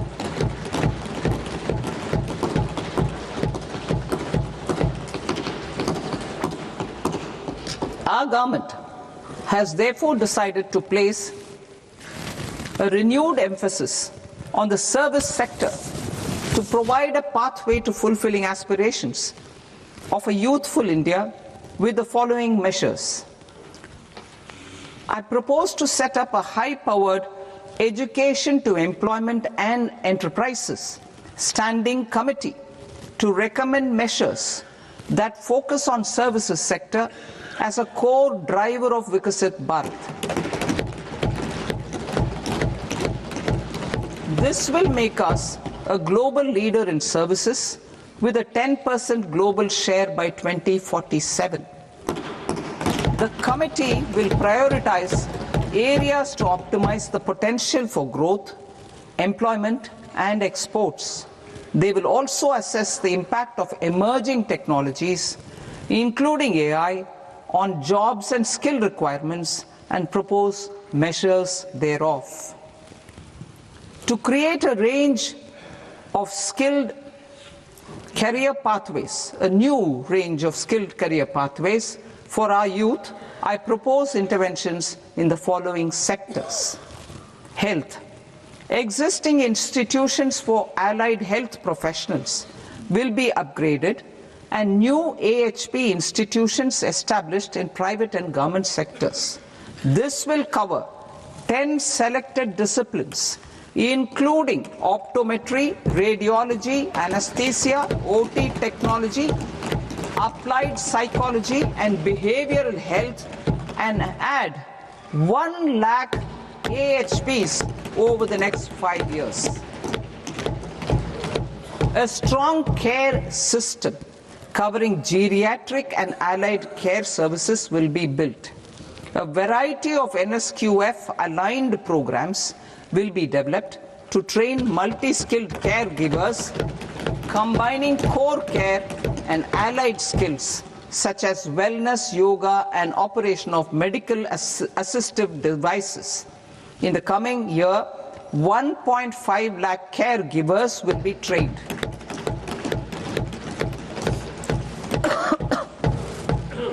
Hubs for medical value tourism. To promote India as a hub for medical tourism services, I propose to launch a scheme to support states in establishing 5 regional medical hubs in partnership with the private sector. These hubs will serve as integrated healthcare complexes that combine medical, educational, and research facilities. They will have Ayush centers, medical value tourism facilitation centers, and infrastructure for diagnostics, post-care, and rehabilitation. These hubs will provide diverse opportunities, job opportunities for health professionals, including doctors and AHPs.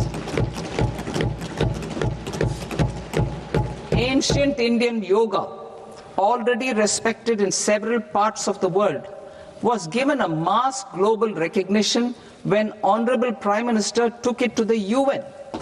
Post-COVID, Ayurveda gained a similar global acceptance and recognition.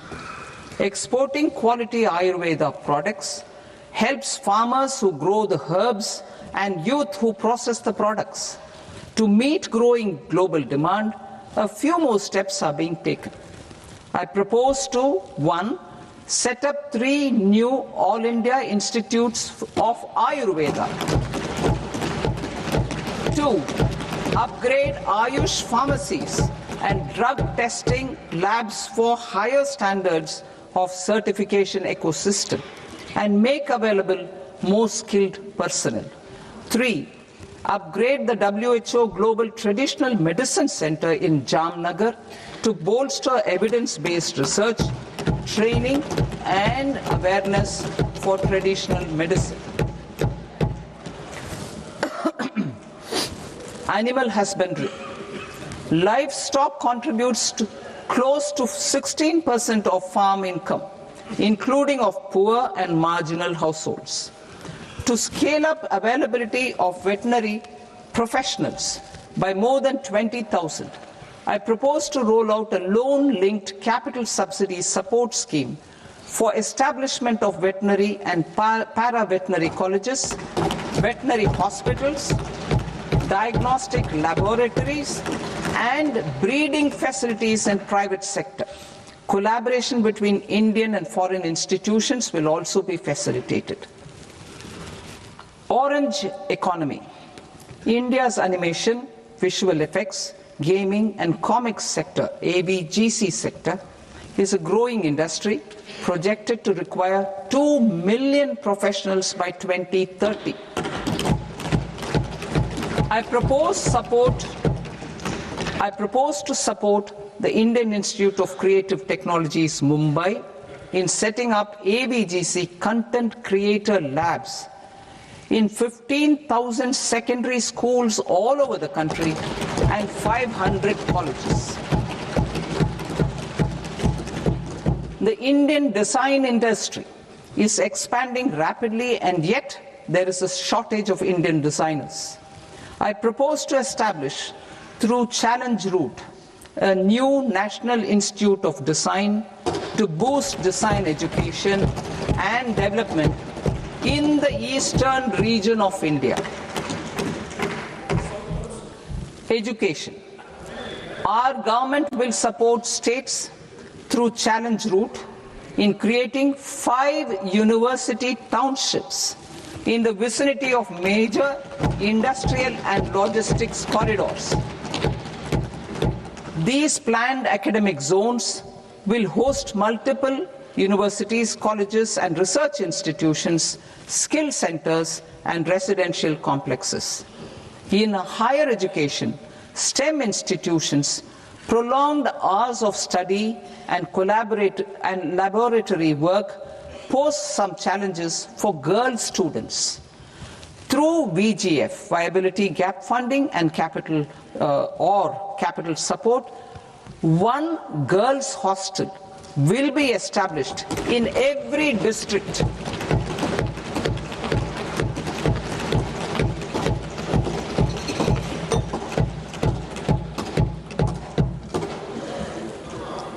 To promote astrophysics and astronomy via immersive experiences. 4 telescope infrastructure facilities will be set up or upgraded. The National Large Solar Telescope, the National Large Optical Infrared Telescope, the Himalayan Chandra Telescope, and the Cosmos 2 Planetarium. Tourism. The tourism sector has the potential to play a large role in the employment generation, forex earnings, and expanding the local economy. I propose to set up a National Institute of Hospitality by upgrading the existing National Council for Hotel Management and Catering Technology. It will function as a bridge between academia, industry, and government. I also propose a pilot scheme for upskilling 10,000 guides in 20 iconic tourist sites through a standardized, high-quality, 12-week training course in hybrid mode in collaboration with the Indian Institute of Management.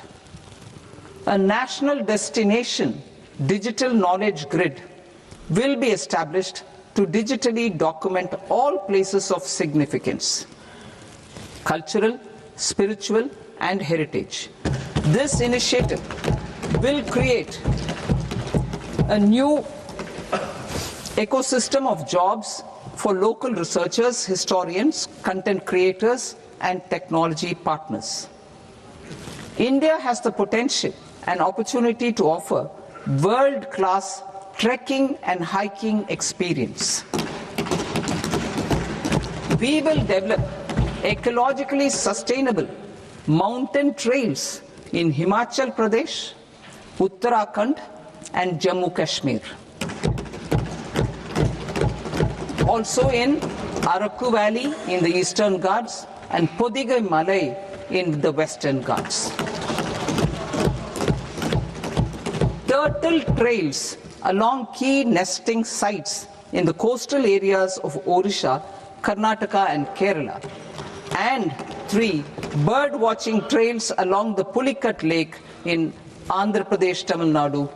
It's on the border. Under the visionary leadership of Honorable Prime Minister, we established the International Big Cat Alliance in 2024.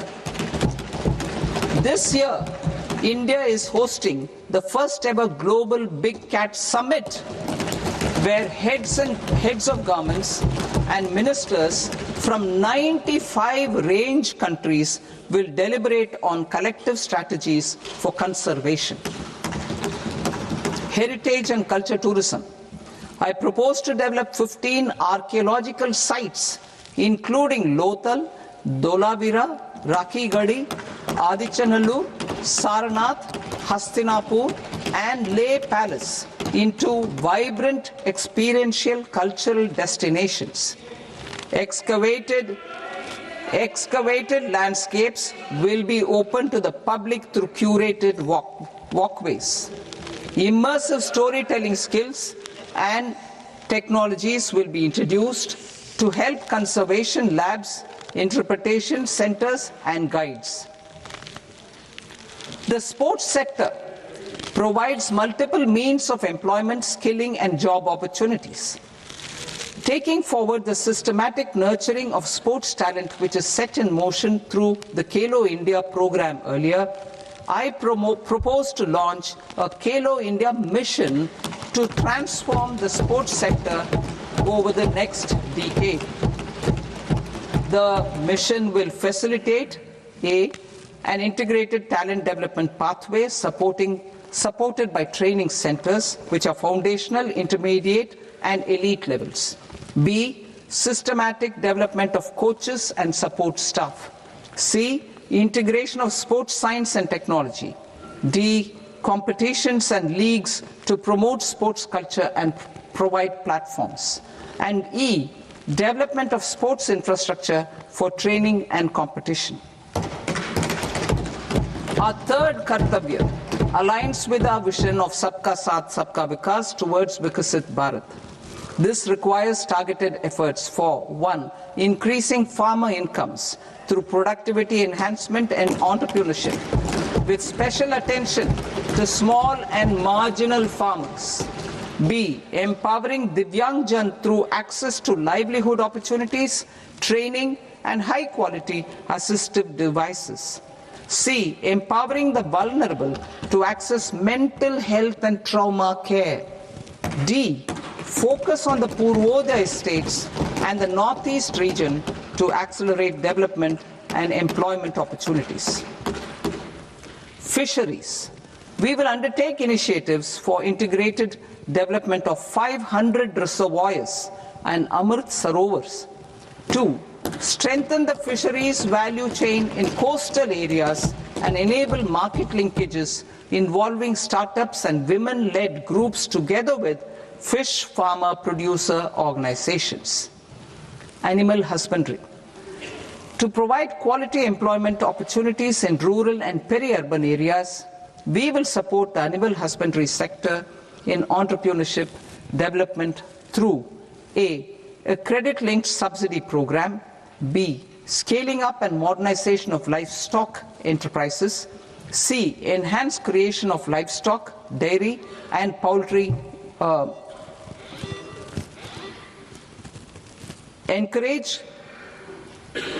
read that again. Enhance creation of livestock, dairy and poultry focused integrated value chains.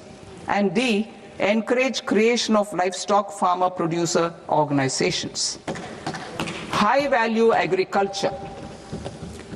To diversify farm outputs, increase productivity, enhance farmers' incomes, and create new employment opportunities, we will support high value crops such as coconut, sandalwood, cocoa, cashew in the coastal areas, agar trees in northeast, and nuts such as almonds, walnuts, and pine nuts in our hilly regions.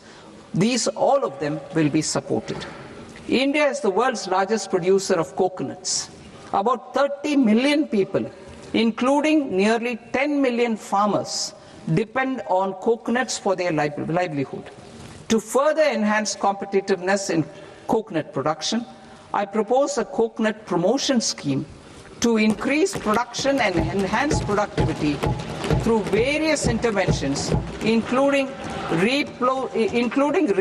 replacing and non-productive trees with new saplings or plants or varieties in major coconut growing states. A dedicated program is proposed for Indian cashew and cocoa to make India self-reliant in raw cashew and coconut production and processing, enhance export competitiveness, and transform Indian cashew and Indian cocoa into premium global brands by 2030. Sandalwood. Sandalwood is closely linked to India's social and cultural heritage. Our government will partner with state governments to promote focused cultivation and post-harvest processing to restore the glory of the Indian sandalwood ecosystem, to rejuvenate old, low-yielding orchards, and expand high-density cultivation of walnuts, almonds, and pine nuts. We will support a dedicated program to enhance farmer incomes and in bringing value addition by engaging youth.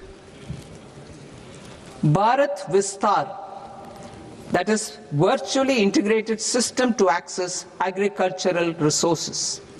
I propose to launch Bharat Vistar, a multilingual AI tool that shall integrate the agri-stack portals and the ICAR package on agricultural practices with AI systems.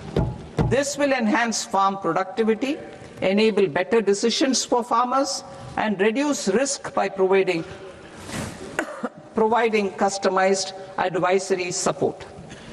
She Marts for rural women-led enterprises. Building on the success of Lakpati Didi program, I propose to help women take the next step from credit-linked livelihoods to being owners of enterprises. Self-help entrepreneur, She Marts will be set up as community-owned retail outlets within the cluster-level federations through enhanced and innovative financing instruments.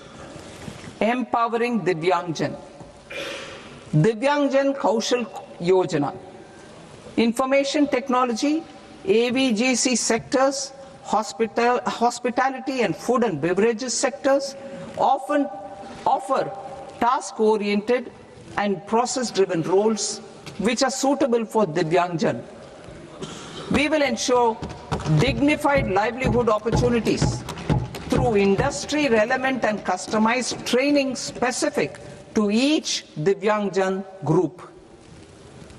Divyang Sahara Yojana. Timely access to high-quality assistive devices for all eligible Divyangjan is a fundamental need. I propose to 1. Support the Artificial Limbs Manufacturing Corporation of India, Alimco, to set up and to scale up production of assistive devices, invest in R&D and AI integration, strengthen PM Divyasha Kendras, and support setting up of assistive technology marts as modern retail style centers where Divyangjan and senior citizens can see, try and purchase assistive products. Reaffirming our commitment to mental health and trauma care. There are no national institutes for mental health care in North India. We will therefore set up a NIMHANS 2 and also upgrade national mental health institutes in Ranchi and in Tezpur as regional apex institutions. Emergencies expose families, particularly the poor and vulnerable, to unexpected expenditure. We will strengthen and increase these capacities by 50% in district hospitals by establishing emergency and trauma care centers. Focus on Purvodaya states and northeastern regions. Purvodaya, I propose the development of an integrated East Coast industrial corridor with a well-connected node at Durgapur, creation of 5 tourism destinations in 5 Purvodaya states, and the provision of 4,000 e-buses. Buddhist sites in northeastern region. The northeastern region is a civilizational confluence of Theravada and Mahayana or Vajrayana traditions. I propose to launch a scheme for development of Buddhist circuits in Arunachal Pradesh, Sikkim, Assam, Manipur, Mizoram and Tripura. The scheme will cover preservation of temples and monasteries, pilgrimage interpretation centers, connectivity and pilgrim amenities. 16th Finance Commission. On 17th November 2025, the 16th Finance Commission submitted its report to the President. As mandated under Article 281 of the Constitution, the government is to lay the report along with the explanatory memorandum on the action taken report on the recommendations of the Commission in Parliament, which, Sir, Honourable Speaker, you've allowed me to do at the commencement of this session. The government has accepted the recommendation of the Commission to retain the vertical share of devolution at 41%.